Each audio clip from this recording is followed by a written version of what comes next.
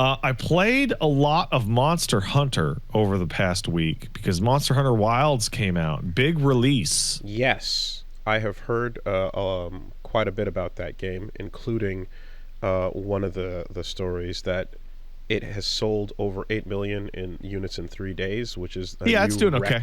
It's Capcom's fastest selling game. I don't know if you saw, but it was also like the #2 game on Steam yesterday. Like, I think it was just below Counter-Strike. And which is pretty bananas. And alongside that, I mean, that sounds like what the Monster Hunter franchise is supposed to do to the industry, right? Yeah. By the old standards. But I also heard the story that Japanese Indian cuisine places are struggling to keep up with the cheese naan requests that are now going nuts. You know how in a Monster Hunter game you have that part where, you're going to go eat some food and it's going to be like lavishly detailed because Japanese devs have gone absolutely bananas over food pornography. Food porn, for reals, yes. And not the Dragon's Dogma, we just cut to video shit. Yeah, which is cool in its own right. In Monster Hunter Wilds, there are 2 scenes that are like part of the mandatory story in which you all have a big dinner with people. And it is just a really long version of one of those food scenes. Yes. So I have seen the cutscene where there's the 2 types. I've seen the one where someone rips open the naan and it bleeds mozzarella style, like super oozy cheesy out. I just spilled a drink all over my fucking tits. And if there's any part of you that is a cheese-loving person or even just a slice of pizza, god damn, does that put it in you. Absolutely. And it also like rivals the Like a Dragon bread tech. That bread. So, okay, the bread is a one-off moment. But the ripping of the naan is a very convincing bread rip with cheese inside. It's very, very well done. It's very impressive. So before we even start to talk about Wilds, I need to put the baseline here, which is you haven't seen it, but I showed it off on my stream. Capcom sent me a gigantic wooden Monster Hunter crate filled with shit. Okay. With a wall scroll with my name on it and a really nice jacket and a bunch of cool little doodads. Yeah, the Wilds influencer kit. And they were like, "You are such a good influencer, Pat. We love you." So like, that's very appreciated. But I should put that out there before I talk about Wilds. Did it take longer to go through the box or to beat the base game? I was halfway through the game by the time the box showed up. Damn. My thoughts on Wilds are very complicated, and they were complicated enough that after I beat the campaign and rolled credits, I then went and played 10 hours of Monster Hunter Generations Ultimate on the Switch. The oldest readily available Monster Hunter. Just to update your opinions. Because I needed comparative information. That is doing homework. Okay. So you know when you go through a new sequel and you're like, doesn't feel as good as the old shit. And then you think about like, is that even true? Like am I even right about that? No, respect for questioning it and going to verify. That's interesting. I know that. After you. Well, I was going to say that I know that with Worlds, it was it was a much clearer discussion because it was like, we're moving over to a new engine, so it's going to be a whole weird thing until we get back used to it. But now we're like 3 new games deep, right? Yeah. So there's now an incredibly strong dividing line between does mining a rock make that good sound effect or not? Like that to me is the dividing line between the old games and the new games is does it have that nice little drum effect when you gather an item or not? It's the most distinctive thing about the old games for whatever that lives in my head. I'll start with Wilds in order of things that like it presented to me, right? Because my thoughts on this game were like a big old up and down, right? They're mixed. So, Monster Hunter Wilds put out an online beta. You remember this? I do. The online beta ran like shit, bro. And had no hit stop. Disastrous performance, and it was missing hit stop, and that was like a big one. So when I went back to GU, I was like, oh, I understand why people are so mad about hit stop now.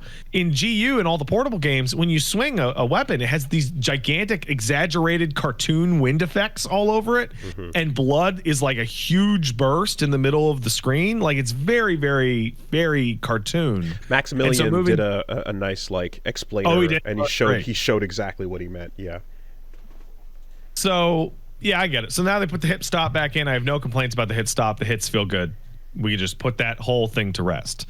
Performance. So they put out a benchmark, and the benchmark obviously ran way better than the beta did. It was the final release version of the game's build, and people could use it and go, oh, you know what? That actually works pretty well.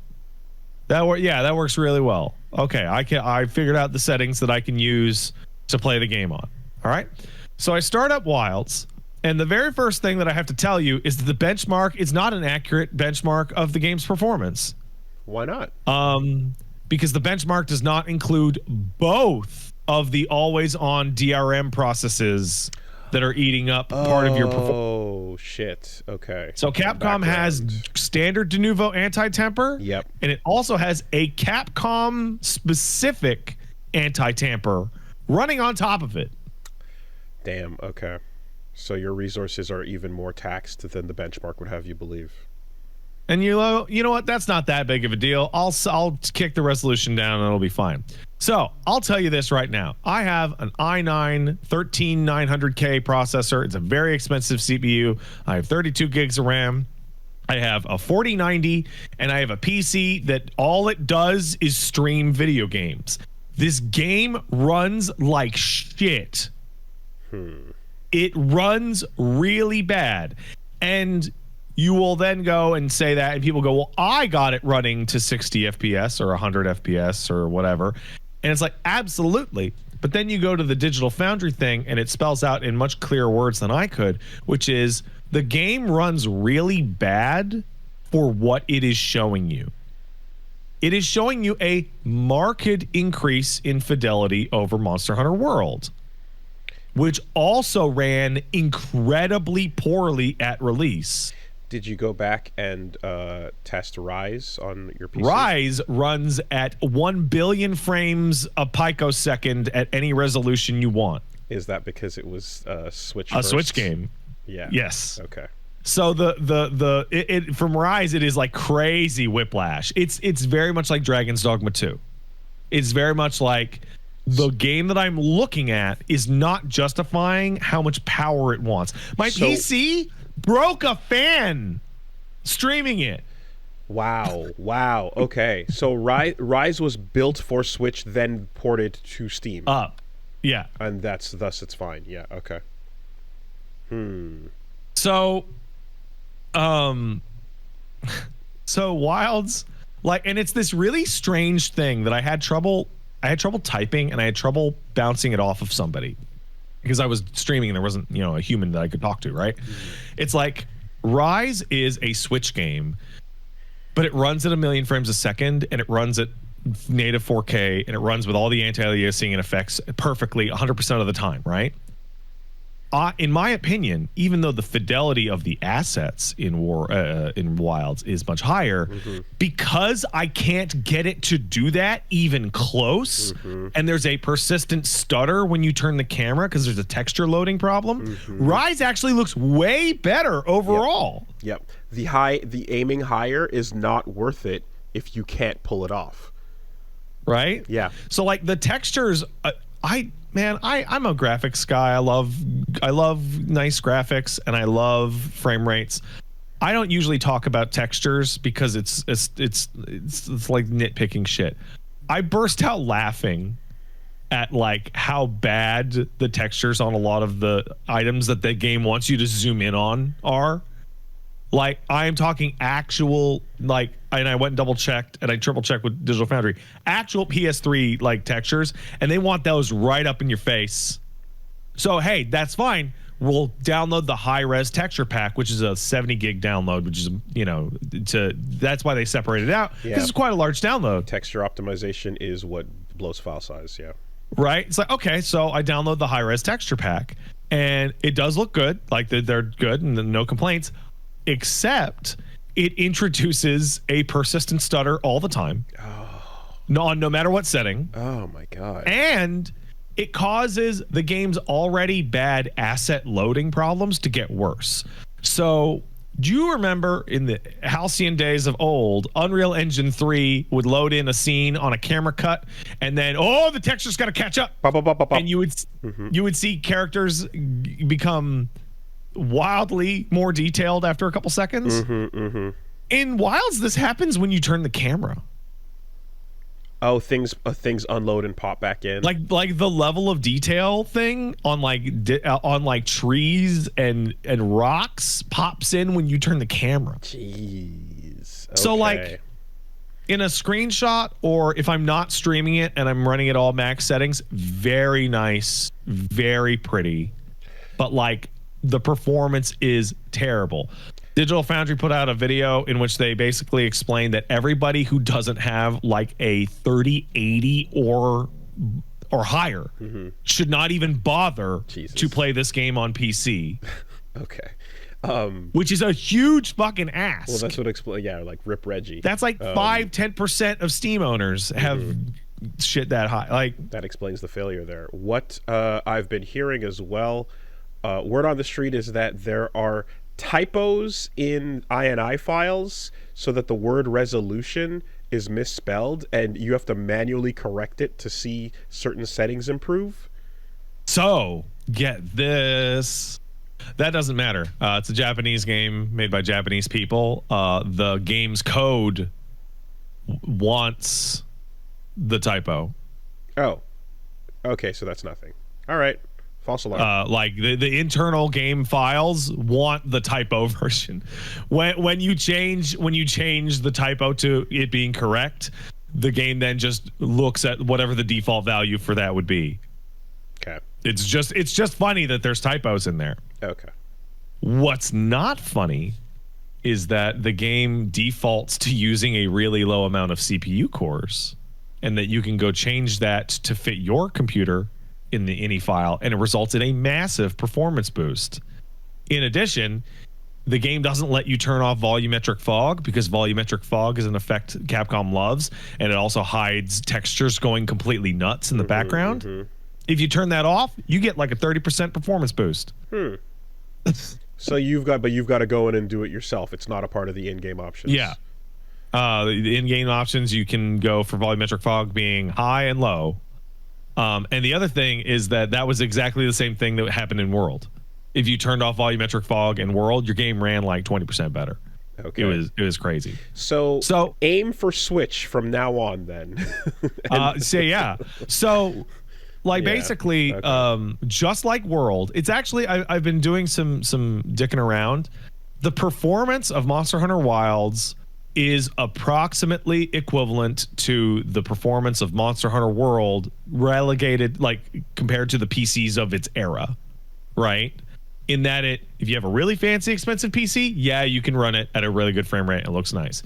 If you have anything other than that, it runs like shit, like bad. So grab it on a console. Now, if you want to play it on a console and you want to use the performance mode, get ready for that adaptive resolution to dip down to like 720. Okay. When it needs to. I was going to ask you, so you investigated on PS5 as well? I did not. Okay. I'm going off DF and talking to people. So yeah, basically the game runs like shit. Just like all modern Monster Hunter games, it runs really bad. But let's move past that. By the way, all Monster Hunter games that were the first release all run really bad. Every single version of the series, the first release on the thing that it came out on ran like shit. Even the old ones? Oh yeah, okay. Absolutely. I think the best running game they ever put out was like 4U, and that ran at a loose 40 something. kind of FPS, and that was a fucking 3DS game. So, all right, you know what? I've fixed up my files and I've got Wilds ready to go. All right. So first of all, a lot of things show up that are really interesting that I like. Your hunter talks. You select your hunter's voice, but they speak, and not like grunts and shit when you're in a fight. No, they talk. They have conversations with characters. They are a character. Nice. Good. They do things in the cutscenes. They fight monsters in the cutscenes, rarely with their weapon, but they will like do environmental stuff and shoot them with the slinger. And the tone is very different.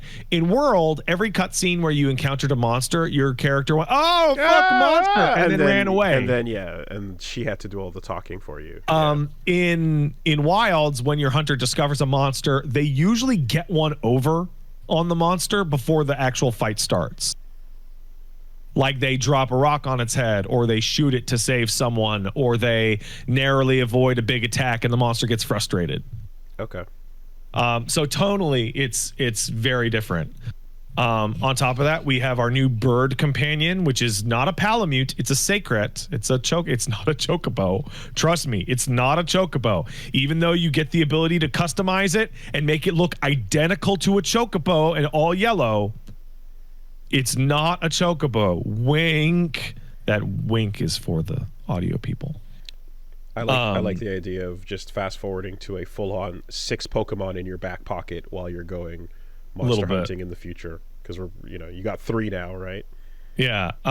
So you hop on the Sacred and you start running into one of the game's primary issues. They want to streamline Monster Hunter, because even World and Rise were very hard to get into unless you had a friend like kind of pushing you on the back, because there's so many dozens of subsystems interacting all over each other, right? So we got to streamline the new player experience, and they have streamlined it in a way that I think is the wrong way. They have automated huge proportions of the new player experience. So, for example, hop on the Sacred. Do you know what the Sacred does when you hop on it? It starts running towards the nearest monster automatically. Oh, it's a rail you're locked onto. And to make sure you're not bored, you can now slinger grab items as you pass them. But you don't control it. Jeez. If you want to control the bird like a fucking video game and still keep the automatic thing, you can go into the settings and you can change manual control on, and then the way that you control it, because the way that you control it when it's in manual is like a race car where you steer it left and right and you hit R1 and R2 for the fastness and the brakes. Okay. So you can turn it off, and this leads to problem 2, which is there are an enormous amount of incredibly cool features in this game. You can turn off the damage coefficient so you can get raw numbers, which is the one that Monster Hunter fans tend to like. You can change the way the target camera works to either a regular lock-on like Dark Souls or an old-fashioned Monster Hunter camera where you just hit a button to like recenter on a monster.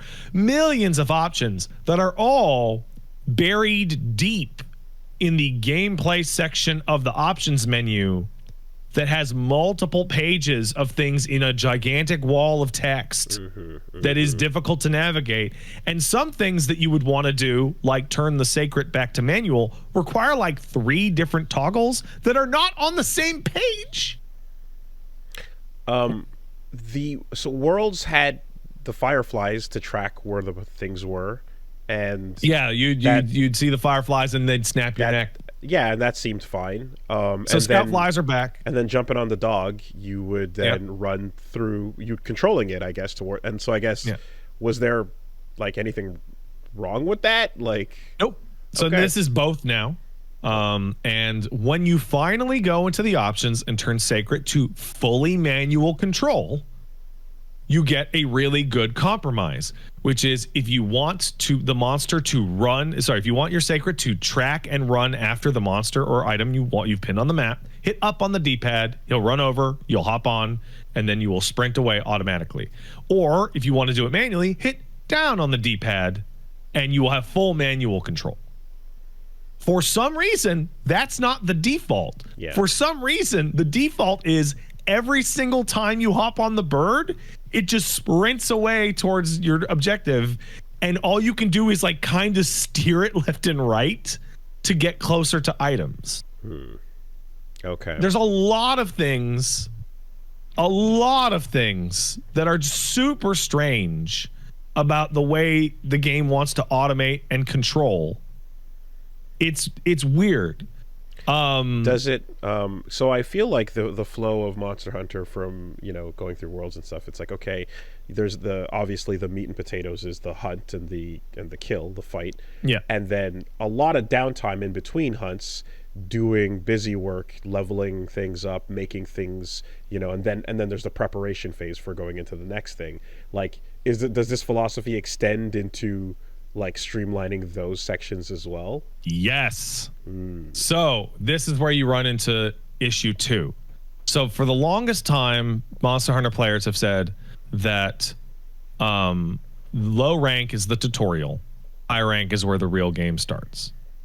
And the devs have taken that to heart, and now low rank is the tutorial and high rank is where the real game starts. And as a result, I would say that low rank in Wilds and high rank in Wilds are functionally completely different games, from their structure to their goals to their mechanics. Okay. So you start your low rank campaign and it's very dramatic, and you have a big fight and you have a tutorial monster, Chatacabra, and you beat the fucking piss out of that thing. You beat the bricks off it. Like, it's fucking embarrassing. That poor bitch. And then you discover what your formula for the next 10 to 15 hours is going to be. Cutscene, walk and talk, like a classic, like might as well have a finger to your ear walk and talk, right? Mm-hmm. Cutscene, monster introduction, monster fight. You may have noticed I did not say smithing or prep. Yeah, the hub. So they give you a little hub, and you can go smithing and you can go get items. However, the items you start with in your box, and the items you will be picking up at random when you're traveling to places, and the items that they give you by default from monster hunts and quest rewards are plenty to go through the entire low rank campaign straight through, ignoring like straight through other mechanics. Like, if you wanted to, you could clear the entirety of low rank with just making up random pieces of armor that you could after every hunt. I made 2 sets in the 15-hour campaign. One about 5 hours in, and one at about 12 hours in. And I didn't need to make them. I wanted to make them because I wanted my character to look cool in cutscenes. Now, how much of that is based on skill taking on the monsters with low level items? Some, obviously. Some of that is definitely part of it. Mm-hmm. But the low rank campaign is generally easier. So now I'm going to skip back to me playing GU over the past week, and I've been figuring out why the game feels so much easier. Did you start from scratch? And I realized that it has the same difficulty curve as an old Monster Hunter game, but people usually count that as number of monsters equal this amount of difficulty. No, now it is amount of hours equals this amount of difficulty. So in 9 hours playing Monster Hunter GU, I fought 3 large monsters in total. Did you start from scratch? Trying to figure out key quests, tutorials, egg quests, gathering, mushroom fucking bullshit. Did you start a save from scratch, or did you load your old save? I did. I started a save from scratch. Okay. In Wilds, the first time I carded was about halfway through the game's campaign, which was about 8 or 9 hours in, which is the first time I carded in Monster Hunter GU. The difference is that in Monster Hunter GU, I was fighting a fucking Genprey which is like a tiny little fucking lizard. In Monster Hunter Wilds, I carded fighting what was it? I don't remember what it was. I think it was like a tough ass Rathalos, something like that. I carded twice in the entire campaign. No, 3 times. I carded 3 times in the entire campaign. And the campaign is extraordinarily linear. It is, hey, go on the cutscene, go on the walk and talk, explore the area. And by explore the area, I mean they put you and your party in a guided zone where if you try and walk out of it, they go, no, we're not going there yet, and force your character to turn around. Okay, yeah. Like a fake exploration. Mm-hmm. And it's very linear. Now, you could, at any point, break off from that and do optional quests and play multiplayer and grind out materials.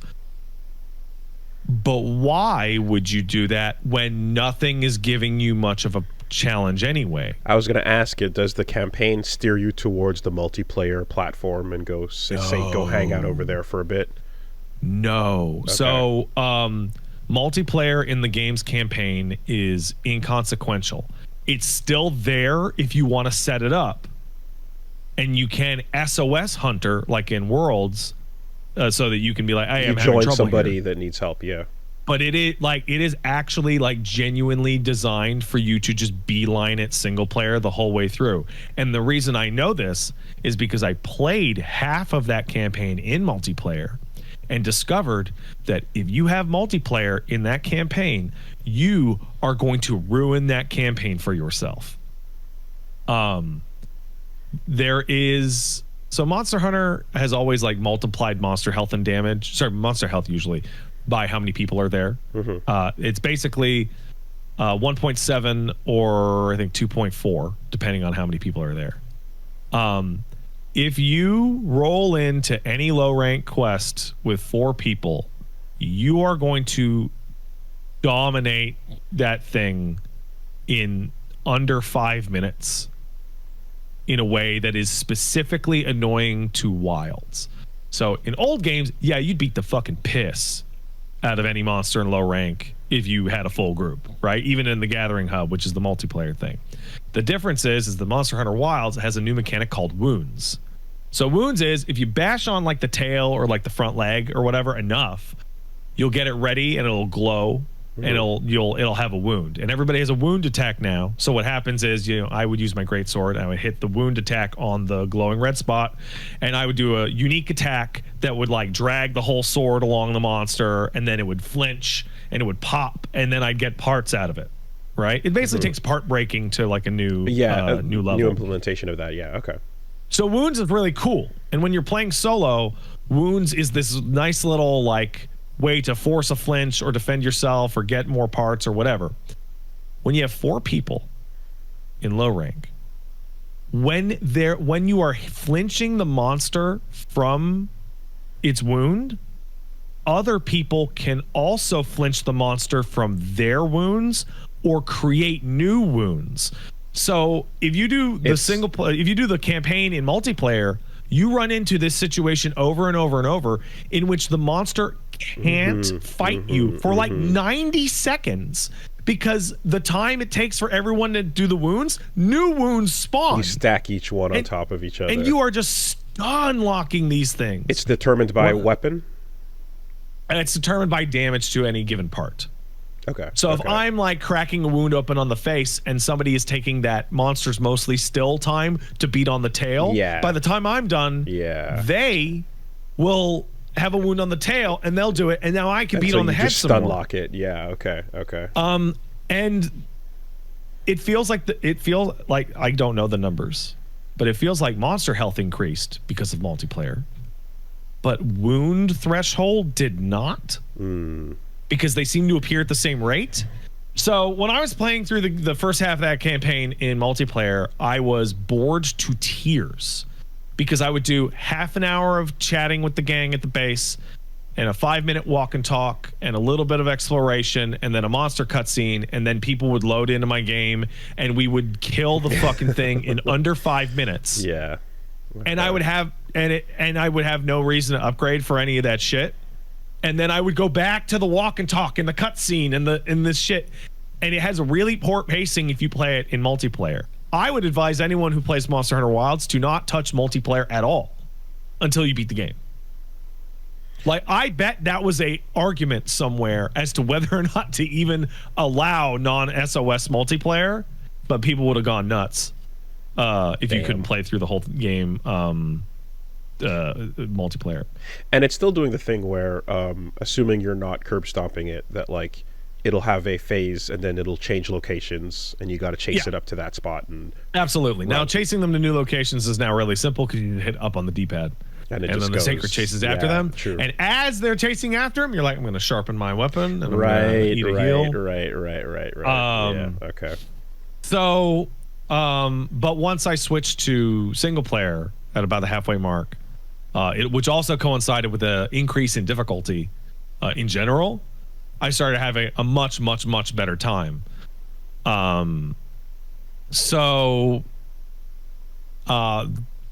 If they're going to want you to really focus really incredibly strongly on this story, how's the story? It's really, really great. Really? For a Monster Hunter game. I mean, is Monster Hunter not just kind of like, yeah, there's a story, it's there, or whatever? So, Woolie, more I'm importantly, going to tell you. Okay, it feels like the vibes have been, fuck the dumb story, the cool characters you get to meet are awesome, and just leave it at that. That has usually been the case. There is one Monster Hunter game that has a decent story, and it's For You. And the only reason people like that game's story, including me, is because Gore Magala, the monster, which is the titular like final boss of that game, hates you specifically. Okay. Like, it is almost a rivalry. However, I've made a joke about this, and I'm going to make that joke again. Monster Hunter 1, 2, 3, 4, Generations, Stories 1, World, and Rise all have the exact same story. Every single one is, well, monsters around here are getting really crazy. I wonder if there's a new monster in the region disrupting their ecosystem. We should go find out what new monster is doing something weird, disrupting the ecosystem. Oh, it's introduced a new mechanic to the game, like the Frenzy Virus, or the Elder Dragon Eater, or the Wings of Ruin, etc. We have to stop the monster that's causing that to save the ecosystem. It is literally every single game has the exact same plot. And so does this one, until it doesn't. Okay. It is the first game they have ever made in this series that actually does have a twist going on. Okay. And it is not just a twist, it's the one that everyone wanted. Okay. And it is the deepest deep pull from a non-canon Monster Hunter 1 art book that people have been asking for decades. Interesting. Okay.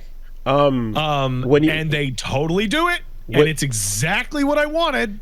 Is the formula also that like the new threat is a giant god that is a set piece of a boss, so it's not the real fight, and then there's an actual no, it's secondary? a fucking fight. Okay. No, it's a fight. Okay.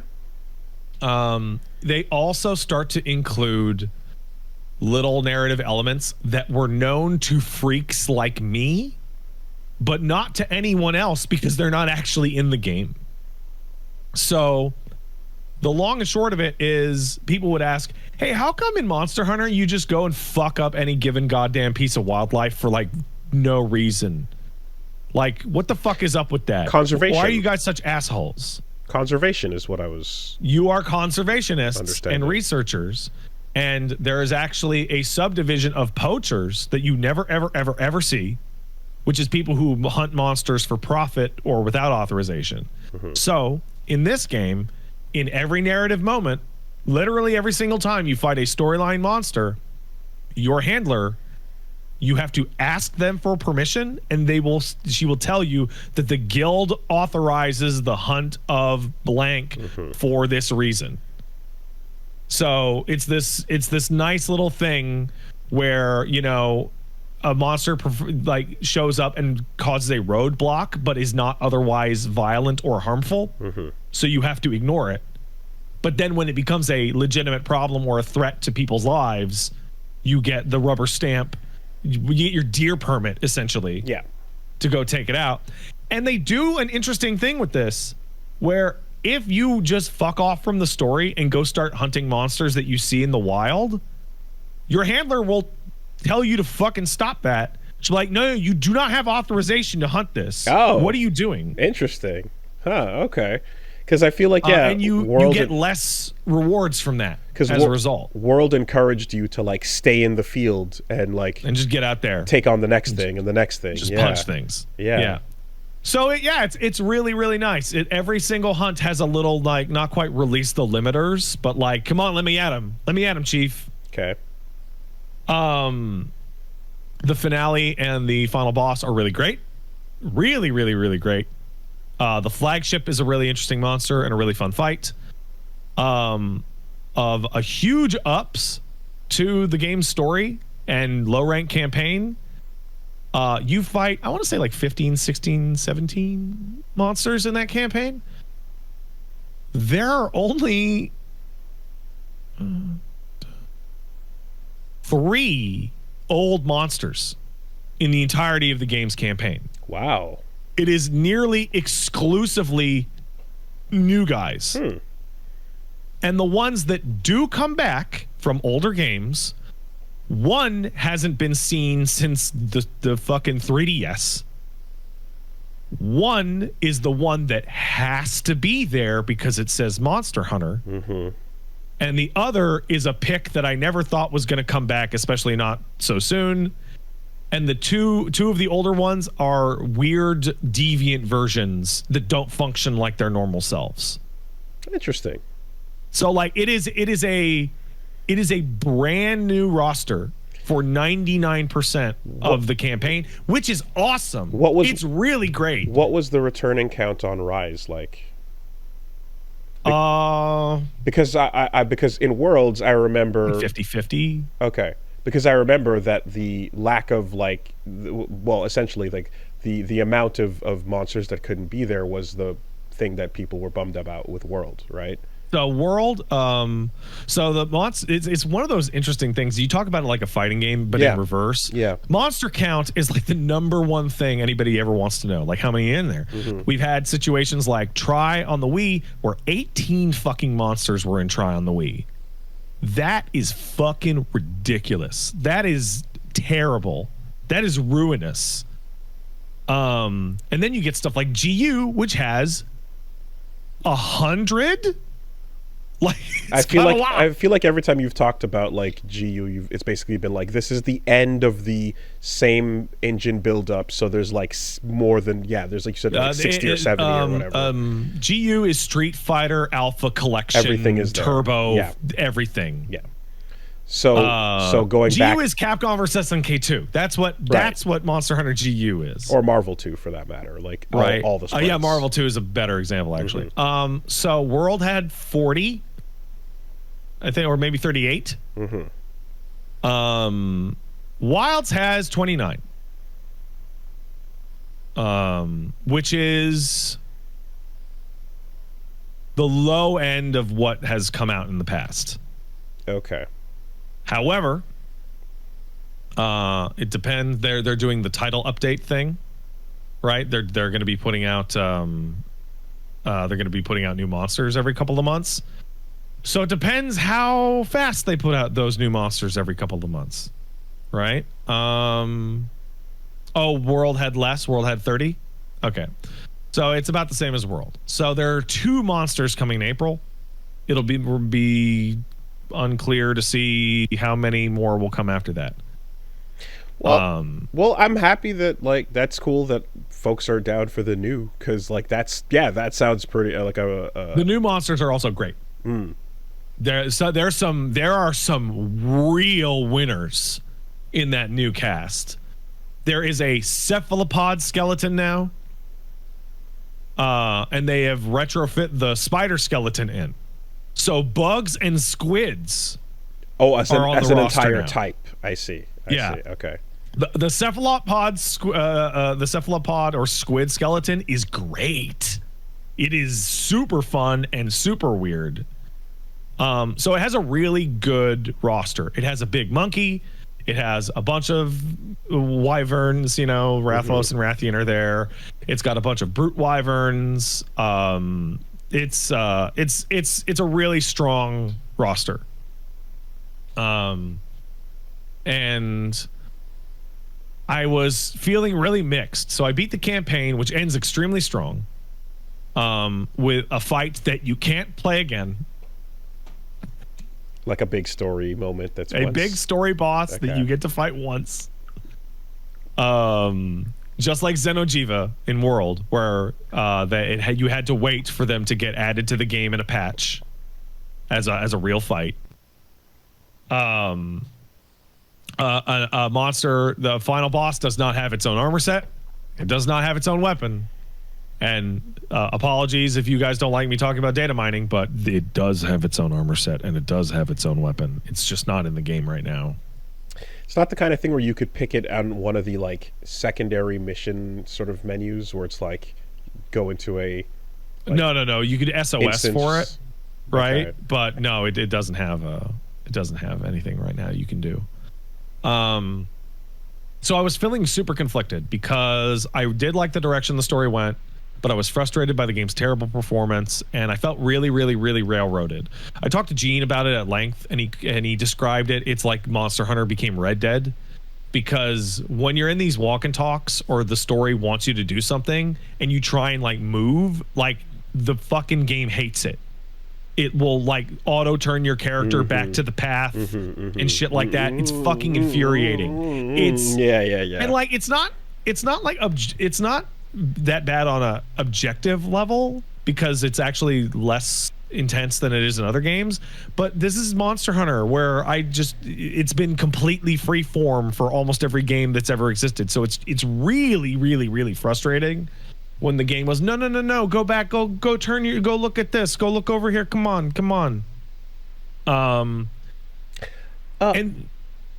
I was just thinking, it's in World, it was Zora Magdaros, right? It sure was. Yeah, that after doing that in plot, you could re-instance it in, you'd find them again or whatever. Yeah, okay. Yeah. All right. So I was feeling really torn. I was feeling very confused. There's another issue that I skipped over in the game's presentation, which is the game has a seasons system. So I forget the name of all of them. There's the fallow, which is everything's dead and dying. There's the plenty, which is summertime and it's beautiful. And then there's an in between that I can't remember the name of it. Right? You spend 99% of the game's campaign in fallow, which means that the environment is inclemency is the second one. Thank you. The environment is extremely desaturated. We're talking the area, the area called the desert area. Literally, the entire screen is brown. Even the sky is kind of brown. It looks like you are running a fucking broken filter to pop your HDR on it. It is brown or gray. It looks bad. And then you beat the game and you unlock the plenty, and it is more saturated. It is better looking. The sky is clearer. It runs better because there's less fog everywhere. It almost feels like a sequel to itself in how much better the game looks after you beat the game. It's a season or an area? It is a season. Okay. But the campaign takes place exclusively in one of them. Sad, ugly season. The game also teleports you around constantly at the end of your quests, so you have a really hard time getting a feel on where the areas are.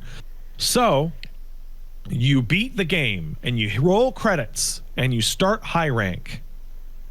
And this is where I've never felt this way about a game before, because right away the game starts to dramatically improve in literally every single way. Okay. Yeah. It feels like its own sequel. So I was about to say that it sounds like from what you're describing, basically the onboarding is poor, the optimization is poor, and you go through that, and eventually you can fix and change and edit some settings, and then you can get further into the campaign where it gets better towards the end. So there's an upwards trajectory here. It's a very strong upward trajectory, and then you get to high rank, and I hope this makes sense. High rank is such a dramatic improvement to every aspect of the base of the game's progression, systems, mechanics, visuals, performance, that it made me pissed off, because this is the game that I thought I was going to be playing 14 hours ago. Yeah, okay. And it's lost behind completing the onboarding initial run, new game. So for people who are more familiar with Monster Hunter, some of what I'm going to say is going to make a lot more sense. There is not a single capture quest in the entirety of the campaign. You kill everything? What's that? Capture as in, like, don't kill? Trap and Trap. Yeah. The very first high rank quest is a capture quest, and that's where your tutorial for capturing starts. So that really tells you, like, what the priority was for new players. And it is a capture quest against 3 Yankutkus. So you not only have to learn how to capture it, and Yankutku is a very, like, annoying, tough monster, you also have to dung pot it, which is a mechanic you probably didn't learn. And you're in the forest, and the forest is now bright and beautiful and gorgeous. It is the first HR quest against a low tier monster is more exciting than the game's finale, like, in terms of gameplay. It sounds like they've basically taken the Kirby philosophy and applied it to Monster Hunter here, where the Kirby games begin once you beat the first main thing. Yeah. Okay. You folks in the chat are right. There is one instance in the early game where they teach you how to use a dung pod. Okay. So you beat Yankutku, and then now the story has, even the presentation of the narrative has changed now. Now, Alma will talk to you as you're traveling somewhere, and then they'll say, hey, go talk to somebody.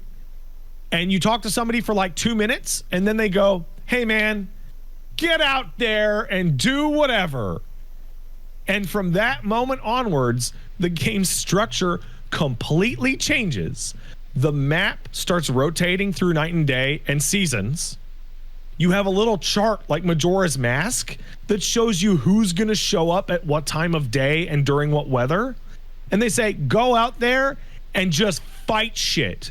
So you go out there and ride around and fight something. And when you beat it up, when you knock it over the first time, or when you mount it, you get the quest started, and it auto does the quest for you and auto posts the quest. And then you beat it and you carve it, and then it says quest complete, and then you just get your shit back together on your sacred, and then you cook on the ground before going to the next one. Yeah. And you just run and you're off free, in another and you're direction. just free, and just go, and you just go and go and go and go, and that is what the fucking game should have been from the very beginning. And then you would do urgent quests against tougher guys. On top of that, the interface is not good. And I don't think there's a single place that the interface is worse than game's most primary feature, which is multiplayer. This is the most confusing multiplayer menu system I have ever seen in my entire life. I actually mean that.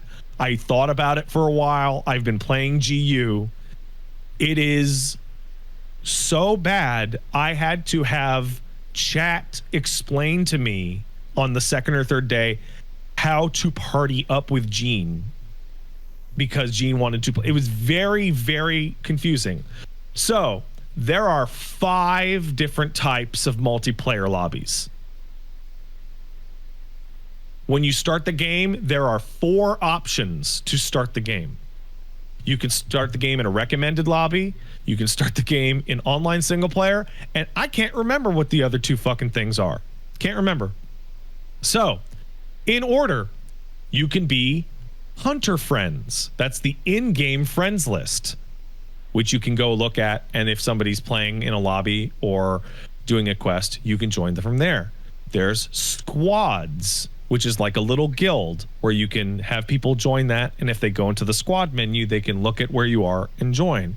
There is the lobby itself, where people are wandering around inside the communal hub and can walk up to the handler and join the party if you've already started a quest. And here's where it gets really fun. There are link parties and environment link parties. A link party is a lobby agnostic group that you can invite people to that will auto post quests that you join to them where they are, and then they can join up. So when I had Gene and Diana and someone else in my link party and I started a main story quest, it would auto post the quest to them, and they could go, I want to join that. So what would happen is you fight the story cutscene, and then you start fighting the monster for 2 seconds. Then they would load in about 30 seconds afterwards. But link parties don't coexist in the same environment. You can't roll around the world with a link party. That's only for quests. If you want to roam around the environment together as a group, you need to join an environment link, which actually does drag all 4 people to the same instance, and then you'll be auto joining quests together. This is so complicated. It is so complicated. Some of these things you could post quests in, some of them you can't. I just found out from chat just now that environment parties can't post quests to each other. They just have to get the auto quests you get from hitting monsters in the water. Like, it is so complicated. I remember Worlds being kind of complicated for me, just not fully understanding how to do that, and in and of itself, and that kind of resembled what it used to be. Why? You know how you post a fucking a quest in Monster Hunter 1, 2, 3, 4 Generations, Ultimate, and Rise? You go to the multiplayer hub, you give people your room ID, and they join. Then you walk up to the quest counter and start a quest, and then people walk up to the notice board and go, I would like to do the quest that Pat just picked up. And then you eat your food and you go. That is how it has been in almost every single Monster Hunter game. Okay. World also does that with a couple of wrinkles. So what this is trying some new free form join wherever play, and it's so confusing. What I remember the SOS thing where people can join you mid-hunt. I remember posting going to the board and just jumping into something on the board or posting. And then I remember there being, maybe this is a subsection or I'm misplacing it, but I remember there being like a location that was like on like a pirate ship deck almost. That was like a multiplayer space. That was the Gathering Hub. Yeah. That's what they're always called. They're called the Gathering Hub. Yes, right. And I kind of was like, I wasn't too sure about that. And it took a second to get it. Okay. What's going to happen? And I want people to remember this for when it happens. What's going to happen is that people are going to use these 5 different types of multiplayer lobbies, and at the end of the day, in about 2 months, people are going to go, you know what, this actually is a really effective way to do multiplayer, because if I want to do this, I can use this one, and if I want to do this, I'm going to use this one, and if I want to do this, I'm going to use this one. And they're adding a Gathering Hub in the next title update in April. And you know what? This is actually a really good version of the multiplayer. And then they will forget the experience that many people had, which is not being able to figure out this impossible to fucking understand pile of shit, and then give up on multiplayer entirely because they're freaks and they push through because they love Monster Hunter. Like there's gonna be like survivor's bias on this. Dude, I played every Monster Hunter. I am so confused by these fucking multiplayer menus. That's stupid. This is supposed to be the easiest part of the whole game, is getting a group of people together to go fight monsters or play with your friends. This is also extra confusing because why wouldn't the design be streamlined based on the last 3 games experience from, like, you know, there was a new engine, restart from scratch, and then wouldn't you just build off of that? Like, why? No, dumb shit. Because you assume Monster Hunter goes 1, 2, 3, 4. We actually have 2 different games called Monster Hunter: Portable Monster Hunters and Home Monster Hunters now. The team that worked on World and Iceborne worked on Wilds. The team that worked on Generations Ultimate worked on Rise. How do you know this? Well, one, I mean, that's the development practice they've talked about, and it's actually really clear. But even a new player would know that, because when you load up the game, you get a save data import bonus for World and Iceborne, but not for Rise, because they didn't work on that one.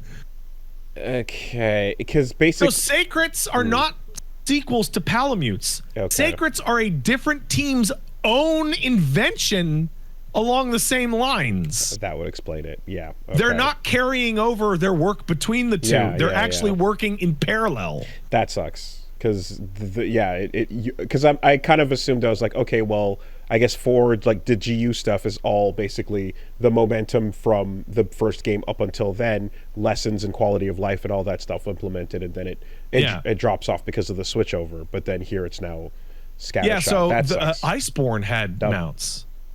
And these are sequels to Iceborne's mounts. Palamutes were their own thing entirely, because Palamutes can fight. Yeah, they were part of the battle. That's true. There was a whole mechanic about that. Yeah. So we have a Street Fighter Marvel situation. Yeah. No, this is really frustrating if you're a fan of the franchise, because there's no consistency or promises that anything good or bad will return in the future necessarily. Absolutely.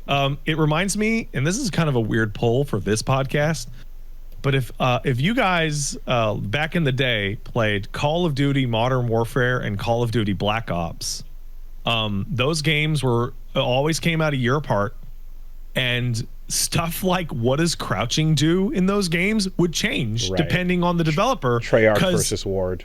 Treyarch wanted you to do a dolphin dive. Mm-hmm. And Infinity Ward wanted you to go prone. And that changes a multiplayer first-person shooter pretty fucking dramatically. Just that little detail. There were more, but that was the most obvious one. And also, we're not going to like meet in the middle or give up or compromise. Never. Yeah. This Wilds is a super weird game, because if you just wanted to play it. Well, so can I just? Sorry. I had a bunch of questions from when you were talking about the changes. I know, and then into the multiplayer. But before I forget, because if we go into the third section, I'm super gonna forget. Just design wise, is the idea here, I guess, that like, we can change up the onboarding for new people every time, because we want to figure out how to make that less complicated. But if you're a veteran, you're going to stick it out and you'll get to the end no matter what, and at that point you'll get the game you want. So it's fine to kind of like push the real Monster Hunter experience to the back. Veterans have always been like, I don't give a fuck about this low rank shit. I'm going to just power the fuck through as fast as I can to get to that good stuff. And as you mentioned Iceborne, it's like, they're right, that was a DLC, but it's still its own full campaign, right? Yeah. And treated as an entry. So in a year and a half or 2 years, we're gonna get Monster Hunter Cities or whatever. Right. And that's gonna have master rank and 20-30 new monsters and all the title updates. And that will have its own campaign as well. So it will also have a 5 to 15 hour campaign that you will blow through as fast as you possibly can before they let you out. So never judge it on the basic run through the story to credits. That's not the game, and they don't care because that's not for you. People like For you came out on the 3DS. Oh God, here we go. Yeah. Ha! People like you are clearly just like, oh, what the game you're looking for is way back there. Yeah. So if I was the type of Monster Hunter player who was like, I don't give a fuck about this, I just want to get to low rank, Wilds does let you skip cutscenes, which the other games didn't let you do. Oh, the walk and talks as well? No. Okay. Cool. But I'm going to delete my file, and I'm going to replay the whole campaign, skipping cutscenes. And I want to, and in single player, and I want to see how different that feels. I bet it's going to be real different. I bet it's going to be real fucking fast and real different. Well, you said the first run through to credits was already insanely fast, right? Yeah. Someone in the chat says you can just make a new file. So here's the thing about making a new file in this type of game. When you make a new file, it has to go into the second slot, and that looks ugly. Your real file has to be in the first slot, or else. So it has to be in the first slot. What you're saying is rational and makes sense, and you should not let anyone is rational. Thank you. I appreciate you telling me this. Don't let anyone dissuade you from your course of action. Right now. Good.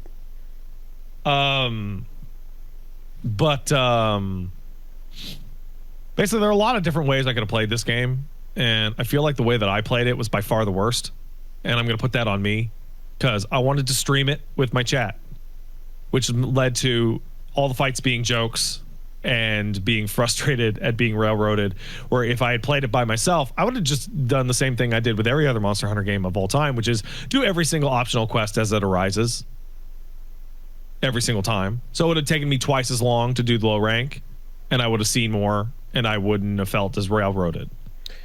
Would you prefer if would you prefer it's the same thing, same setup, and made for new players, and completely railroaded, but it's half as long, or B, it's already half as long as Worlds campaign. Well, half that, so 9 hours to 4.5, or B, you literally press the "I know what I'm doing" button, and then it just begins a different thing right away. I think it's a little dangerous for us to armchair this a little too strongly, but I think that there's actually like a really easy solution they've built into the game. I think that the main game in low rank should be get out there and do whatever, just like it is in high rank. And then when you hit a certain hunter rank threshold, it pings you for an urgent quest. And then you go fight a new, tougher monster. And then they dump a lot of story onto that. Isn't that basically how like a game like FF14 works? Yes. Right. In fact, the game's you know what? When I was playing through the campaign, I was like, this feels just like Final Fantasy 16. Right. That exact like that exact talk, walk, side quest kinda huge bombastic fucking cool thing. Walk, talk, side quest kinda. Huge bombastic cool thing, like over and over and over and over and over. Big map, but it is not a map. It is a point to point to point to point to point. The map is like really poorly used until you beat the campaign. So it's like it very much is like training wheels until the real shit. And it'll be interesting to see how fast they get those title updates out. I would like an average of one monster a month. So in April they're putting out 2 new monsters. And if you go to the Monster Hunter Leaks Reddit, you can see who those monsters are going to be, and they're good picks. And then you can see what the title update monster after that is going to be, and that's also a really good pick. It's a really good pick. The problems that you're describing about like being able to just gang stomp the monster in multiplayer, when you get to the higher difficulties, does it get to the traditional difficulty as well? It's traditional high rank. You got to fight and fucking survive. Yeah. So like if you're a total vet and you know exactly what you're doing, you're gonna get to high rank and fight like a Kongala or something, and you're like, This ain't that big of a deal. But I mean, I rolled up to a Rathian and went, I know how to fucking fight a Rathian. And she tail swiped me and I died from full health. And I was like, Yeah. Okay. So it is just like a fake mode stuck up top is what's going on Yeah. there. Yeah. Okay. Gotcha. I really think that if the game didn't go the place it did with its story, that I would have been way harder on this game. But the story goes to the exact place I have always wanted them to go in Monster Hunter.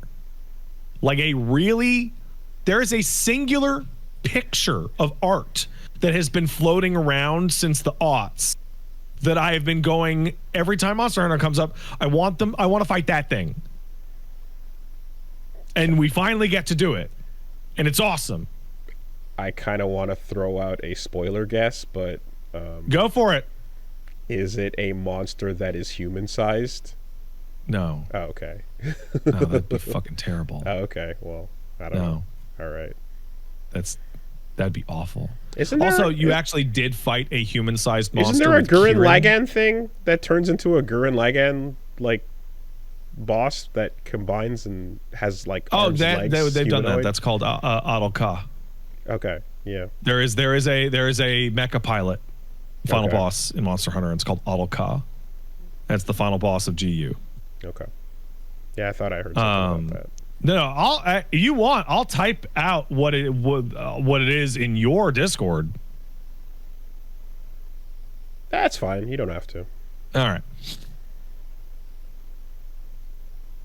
I don't know. I don't know what Monster Hunter fans want. I'm just throwing random shit out there. But yes, that's obviously me because I'm my brain speaking. So anyway. Yeah. The whole system would completely fall apart with a human-sized monster. Yeah, probably. It would just. The whole thing. For sure, it's not made for that. I'm like, what? When you talk about like, what is this world of humans and monsters? Like, okay, I don't know. Is it a person piloting a monster? Is it a fucking, or is it? I don't know. I'm like, there's only so many variables of what this series can be. You need to go read some Monster T-Rex Hunter 1 and dude with sword swinging at it. Like, what do you want to do with that? I don't know. Some Souls bosses are giant monsters, and some Souls bosses are small, and sometimes I don't know. Even the small Souls bosses are still like 10 feet tall. Like, so the camera works. But good game. Going to become a much better game. I'm going to let it sit for a bit. I'm going to delete my file and continue playing GU late at night when everybody else is asleep. And then when we get the title update, then I will restart that game and go back. So you have not yet let the dust has not settled on your opinion. No. What do you think of it relative to not GU but Rise? I think if someone asked me, "Hey man, I want to get into Monster Hunter, what should I get?" I would tell them Rise in a second. I would tell them immediately, like, absolutely no question. Rise, particularly because it has Sunbreak on top of the end, is like, including the DLC. Okay, is not even close. And what do you compare it to with World and Iceborne? I would also say grab World instead, because you probably can play those games a lot more easily and run them better. Like, going backwards is hard unless you're a freak, like me. Like, going back to GU, rough. There's some old shit in that's real annoying. If somebody said, "Hey man, I want to get into Monster Hunter," I would tell them play World of Rise, and then I would tell them to wait until the expansion for Wilds comes out. Okay, what I would tell them. And for not a new player, but for someone who's looking for they don't listen to anyone. Well, there's someone who's a fan of GU and knows the game's inside out. Anyone who plays Monster Hunter and continues to enjoy Monster Hunter is already playing Monster Hunter. That's why it sold 8 million copies. Of course, it's not a question about whether they should get it. It's more like, how do you stack them? How do you stack high rank in Wilds compared to? High rank in Wilds is easily the best the series has ever been, no question. Okay, cool. But the low rank in Wilds is the worst it's ever been in a long time. Understanding, yeah, that is a very strange dichotomy. Like I would say that's like a 7 and a 10 stapled together by their credit scene. What if you had to beat World Tour to get to the fighting ground? That's kind of what it feels like.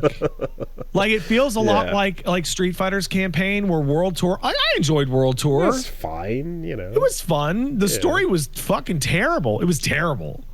But like the idea of like you must. Mandatory. It's like it's annoying. And the thing you want is right here. Yeah. I didn't even talk about all the little features that they added. There's now clashes, like power struggles between you and the monster with anything that blocks. So like you'll jam your shield up into its mouth and you'll both be like fucking and you'll try and knock it over. There's also every weapon has a dedicated counter move. So you know every strike that a monster does where they hold up their hand real big and long and they go, "Oh, I'm gonna hit you." If you clash with that, you'll just power through it and knock the fucking thing right over. Oh, wasn't that already a thing when you like with the perfect blocks and that on a charge and things like that? So that was a thing, but it always depended on whether or not you flinched them, which was like a stun threshold. Right, okay. Now they're dedicated mechanics that it's like, no, if you perfect block enough times, you'll get into like I guess the closest I could call it mechanically is like a beam struggle. Okay. With the monster. Okay. Or you do like a very large attack that directly counters them and just knocks them on their ass. It feels very dynamic. Interesting, because I'm thinking of like releasing your full ult or whatever right in the middle of a charge when it like so that was always dependent on their flinch status. Okay. So if you had done enough damage to them recently, you cross the invisible threshold. That's like a miniature stun, which is the flinch threshold. So what you would think of is people's videos where you would see like a charge blade element discharge into a Davos. When I say the word ult, I'm thinking of like amplified elemental discharge. But what you're not thinking of is that when the value isn't high enough and the monster just ignores it and just powers through you otherwise. Oh yeah, right. Okay, gotcha. Yes. Now it's a dedicated mechanic. So there's like mounting, grappling, grabbing, and countering. So there's a lot of really dynamic interactions with the monsters. What else you got? The game has its farm. It's just a different form. You can customize your bird to look like a chocobo, or it's a chocobo. Fucking chocobo. I have thoughts on like the way the end game weapon thing works, but I haven't touched it myself, so I'm gonna leave those thoughts alone. Yeah, good game. Launch is rough. It's not stopping anyone, and I feel a little bit like an old man because I'm playing GU and I'm like, wow, why don't they use the old Monster Hunter thing where you just post quests? And then I look at 1.3 million people playing on Steam right now, and I'm like, oh, that's why.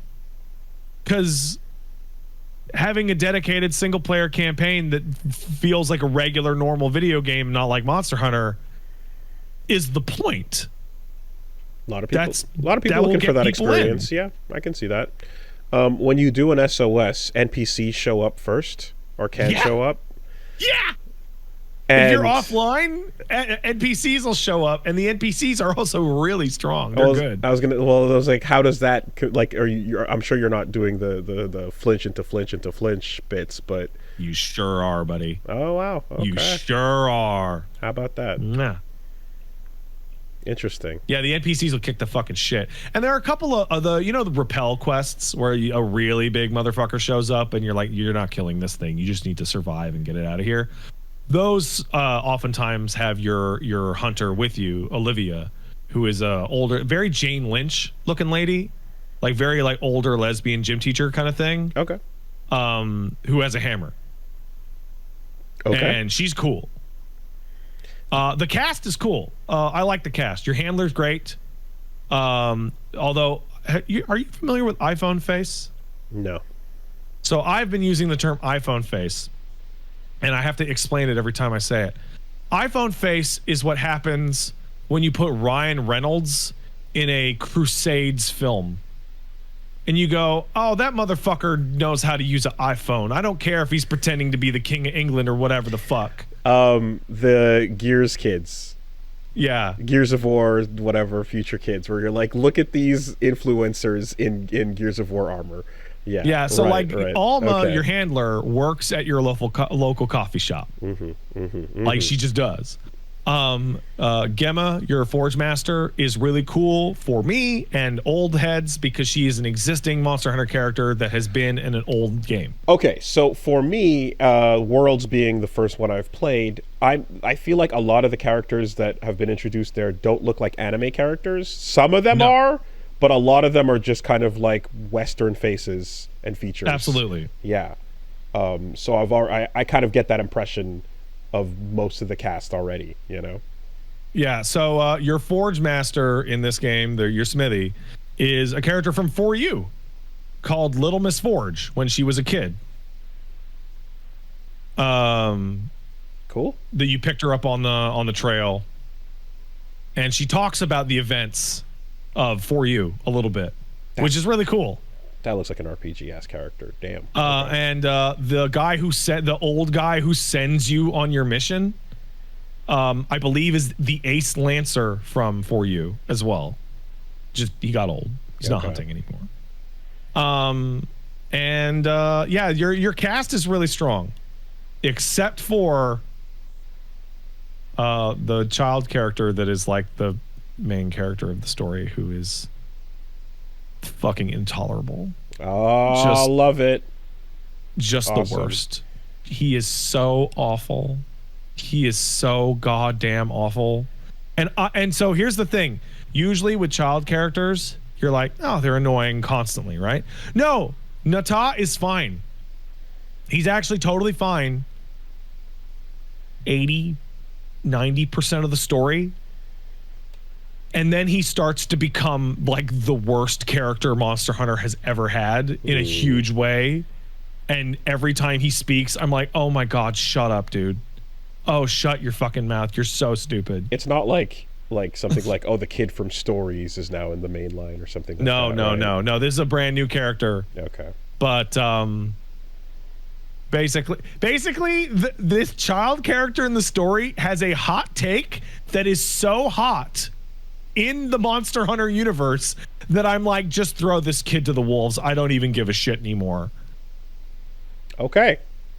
And I never thought that a character in that setting could have a hot take.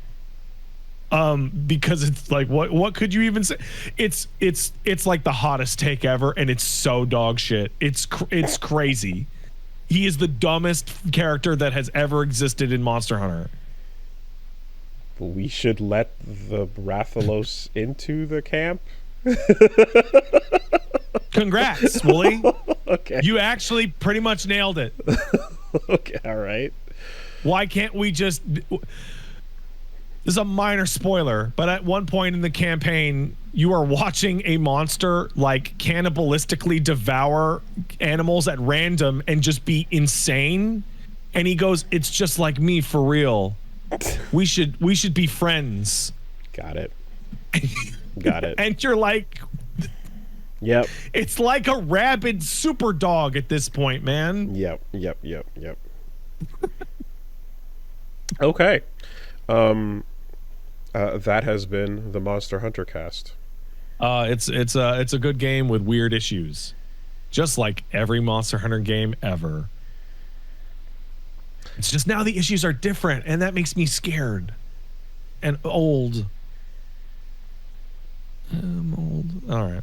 But how does it compare to Dauntless? We'll be right back.